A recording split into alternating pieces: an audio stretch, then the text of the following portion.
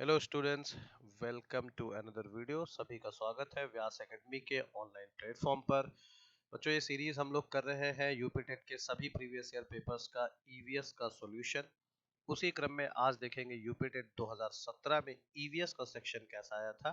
तो चलिए शुरू करते हैं। और शुरू करने से पहले एक बार सभी से रिक्वेस्ट है कि अगर आपने अभी तक चैनल को सब्सक्राइब नहीं किया है तो प्लीज सब्सक्राइब कर लीजिए, लाइक कर दीजिए और वीडियो को शेयर कर दीजिए। चलिए शुरू करते हैं।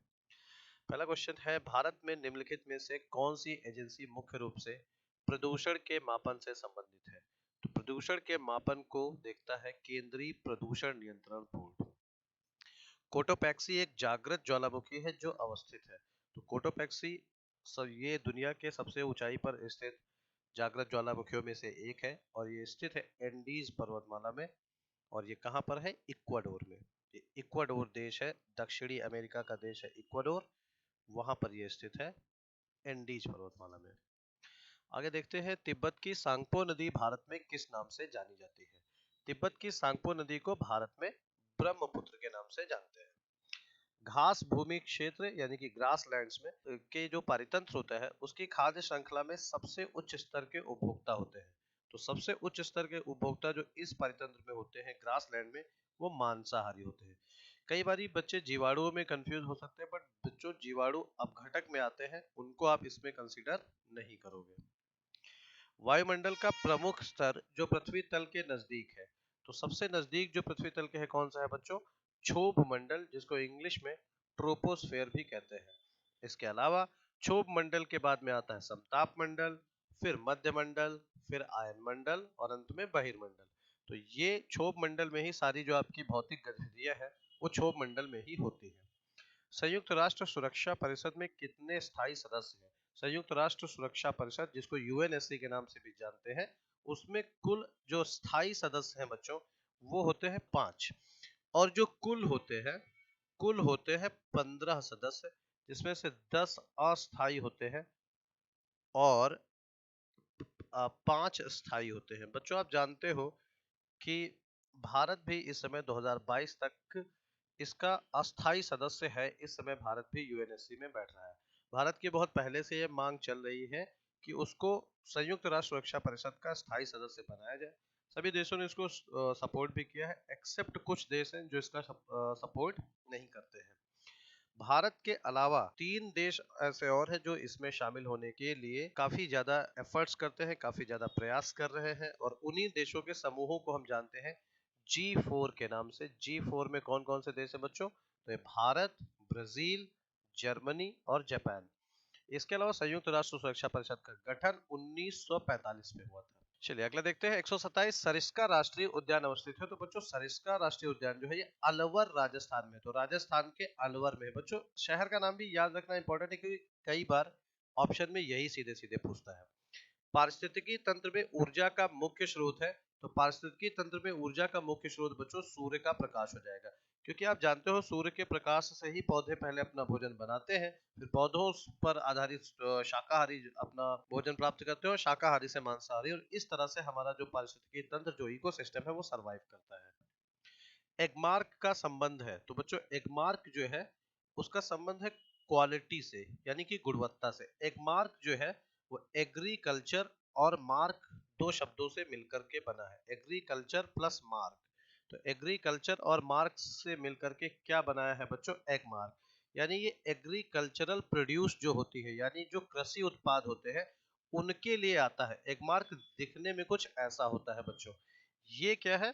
ये समझ लीजिए कि ये सारे के सारे सिंबल होते हैं, चिन्ह होते हैं, सर्टिफिकेशन प्रमाणन के लिए यूज होते हैं, प्रमाण देने के लिए। ऐसे ही आपने सुना होगा BIS हॉलमार्क, जो कि ज्वेलरी के लिए होता है। इको मार्क आपने सुना होगा, जो इको फ्रेंडली चीजों के लिए होता है। FPO होता है जो फूड प्रोसेसिंग के लिए होता है, जैसे जो पैकेज्ड फूड होता है उसके लिए होता है। ISI आपने सुना होगा, इंडस्ट्रियल प्रोडक्ट के लिए होता है, औद्योगिक उत्पादों के लिए ISI होता है। तो ये एग मार्क भारत सरकार के विभिन्न संस्थाओं द्वारा दिए जाते हैं। जो जो एग मार्क है ये एग्रीकल्चर मार्क है। आर्सेनिक द्वारा जल प्रदूषण सर्वाधिक है। तो आर्सेनिक क्या है बच्चों? आर्सेनिक सेमी मेटेलिक यानी ये अर्ध धातु जैसा केमिकल है जो जल में मिलकर के जल को प्रदूषित कर देता है। ये नेचुरली अकरिंग है, मतलब ये प्राकृतिक रूप से होता है, और इससे बहुत भयंकर सी बीमारियां भी हो सकती हैं लोगों को, अगर ऐसा जल वो लोग ऐसा दूषित जल अगर ग्रहण करते हैं। तो ये सबसे ज्यादा भारत में इसके केसेस देखने को मिलते हैं पश्चिम बंगाल में। ठीक है, सेमी मेटेलिक को उपधातु कहते हैं। अच्छा, इसके अलावा ये बिहार और अन्य जगहों पर भी होता है, बट सर्वाधिक पूछा गया है इस क्वेश्चन में, तो सर्वाधिक हो जाएगा बच्चों पश्चिम बंगाल। आगे देखते हैं। वन्य जीव सुरक्षा अधिनियम पारित किया गया था। तो वन्य जीव सुरक्षा अधिनियम जो है वो 1972 में पारित किया गया था बच्चों। ठीक है, इसके अलावा दूध से दही बनाने की प्रक्रिया को इंग्लिश में फर्मेंटेशन और हिंदी में किण्वन कहते हैं। फर्मेंटेशन यीस्ट की सहायता से होता है बच्चों। यीस्ट एक माइक्रो ऑर्गेनिज्म है, उसकी सहायता से होता है। फर्मेंटेशन को ही हम लोग किण्वन के नाम से भी जानते हैं। इसके अलावा किस देश के संविधान से मौलिक कर्तव्यों को लिया गया है? तो बच्चों, मौलिक कर्तव्य भारतीय संविधान में यूएसएसआर से लिए हैं, जिसको पहले हम सोवियत संघ के नाम से जानते थे, और ये टूटने के बाद में रूस और अन्य छोटे छोटे देशों में बट गया है। इसके अलावा अगर हम बात करें यूएसए की, तो यूएसए से लिया गया है मौलिक अधिकार बच्चों। तो अगर मौलिक कर्तव्य 2017 में पूछा है, तो बहुत अधिक संभावना है कि आने वाले एग्जाम से मौलिक अधिकार पूछ सकता है। तो यूएसए से क्या हो जाएगा बच्चों? मौलिक अधिकार या फंडामेंटल राइट्स हो जाएंगे। इसके अलावा अगर यूनाइटेड किंगडम से तो ढेर सारी चीजें ली है, जिनमें से मुख्य चीजें मैं आपको बता दूं कि यूनाइटेड किंगडम से लिया गया है संसदीय व्यवस्था। इसके अलावा 2018 के यूपी टेट में आया था कि कहां से विधि का शासन लिया गया, तो विधि का शासन भी यहीं से लिया गया है। तो विधि का शासन मतलब रूल ऑफ लॉ। ठीक है बच्चों। ध्रुव तारा कहा जाता है? ध्रुव तारा कहते हैं बच्चों उत्तरी तारे को। उत्तरी तारे को जो होता है उसको कहते हैं। भारत में प्रोजेक्ट टाइगर कब प्रारंभ किया था? तो भारत में प्रोजेक्ट टाइगर इंदिरा गांधी जी के शासनकाल में 1973 में शुरू किया गया था।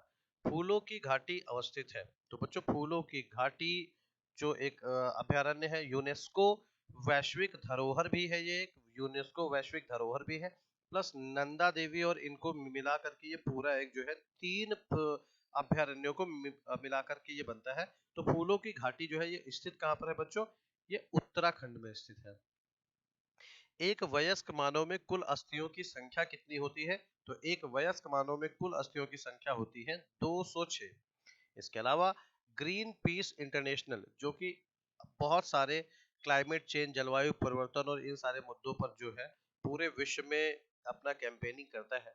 ग्रीन पीस इंटरनेशनल का जो मुख्यालय है वो एम्स्टर्डम में है। और एम्स्टर्डम कहाँ पर है बच्चों, कौन से देश में है? ये नीदरलैंड्स में है। नीदरलैंड्स की राजधानी भी एम्स्टर्डम है। प्रकाश संश्लेषण के प्रकाशीय चरण के दौरान किसका ऑक्सीकरण एवं किसका अपचयन होता है? तो बच्चों, ऑक्सीकरण जो है वो जल का होता है, अपचयन जो है वो NADP जो एनर्जी मॉलिक्यूल्स होते हैं उनका होता है। एलपीजी के संदर्भ में क्या सत्य नहीं है? तो एलपीजी एक स्वच्छ ईंधन है, ये सत्य है। उच्च ऊष्मीयमान है, काफी उच्च ऊष्मीयमान होता है इसका। यह नीले ज्वाला से जलता है, बिल्कुल सही है। लेकिन यह मीथेन का उत्सर्जन नहीं करता है, इसीलिए डी जो है हमारा सही हो जाएगा। ये जो है एलपीजी के संदर्भ में ये सत्य नहीं है। अगले क्वेश्चन पर आते हैं। द ऑरिजिन ऑफ स्पीसीज एक एक रचना है, ये किसकी है बच्चों? प्रजातियों की उत्पत्ति चार्ल्स डार्विन की है। मकर रेखा है, तो मकर रेखा 23 सही 1/2 डिग्री मतलब 23.5 डिग्री साउथ पे है। कहां पर है बच्चों? 23.5 डिग्री साउथ पे है, यानी कि दक्षिण में है। आगे देखते हैं। अंतर्राष्ट्रीय न्यायालय का मुख्यालय अवस्थित है। अंतर्राष्ट्रीय न्यायालय का मुख्यालय जो है वो द हेग में है। और एक बार फिर से, द हेग कहाँ पर है बच्चों? ये नेदरलैंड्स का शहर है। और अंतर्राष्ट्रीय मुख्यालय संयुक्त राष्ट्र के जो 6 मुख्य अंग हैं उनमें से एक है। संविधान सभा ने राष्ट्रीय गान को अपनाया। संविधान सभा ने राष्ट्रीय गान को 24 जनवरी 1950 को अपनाया था। इसको याद रख लीजिएगा, बेहद इंपॉर्टेंट क्वेश्चन है। पुष्कर मेला जो कि फेमस है, जहां पर ब्रह्मा जी का एकमात्र विशाल मंदिर है, उसके लिए भी फेमस है, ये कहाँ आयोजित किया जाता है? तो पुष्कर मेला जो है बच्चों वो राजस्थान के अजमेर में आयोजित किया जाता है। निम्नलिखित पराबैंगनी किरणों में से कौन सा अधिक हानिकारक है? तो सबसे अधिक हानिकारक जो है वो यूवीसी होती है।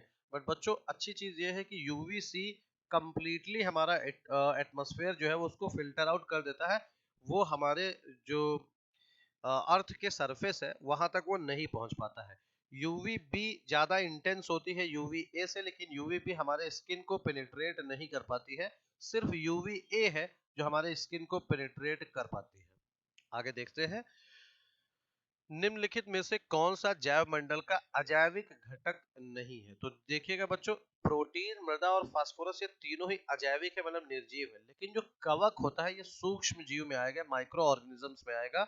इसीलिए कवक, जिसको आप इंग्लिश में फंगस बोलते हो, वो क्या है बच्चों? वो जैव मंडल का एक जैविक घटक है। गिर शेर परियोजना अवस्थित है। तो बच्चों, गिर शेर परियोजना जो है ये अवस्थित है आपके गुजरात में। कहां पर है बच्चों? गुजरात में है। WWF से आशय है। तो बच्चों, WWF जो है वो वर्ल्ड वाइल्ड लाइफ फंड है। ये वाइल्ड लाइफ के लिए काम करने वाली संस्था है। इसकी स्थापना 1961 में की गई थी और इसका जो मुख्यालय है वो कहाँ पर है? वो ग्लैंड में है। इसके ऊपर आ भी चुका है कि इसका मुख्यालय कहाँ पर है, तो ग्लैंड में है। ग्लैंड कहाँ पर है बच्चों? ये स्विट्जरलैंड में है।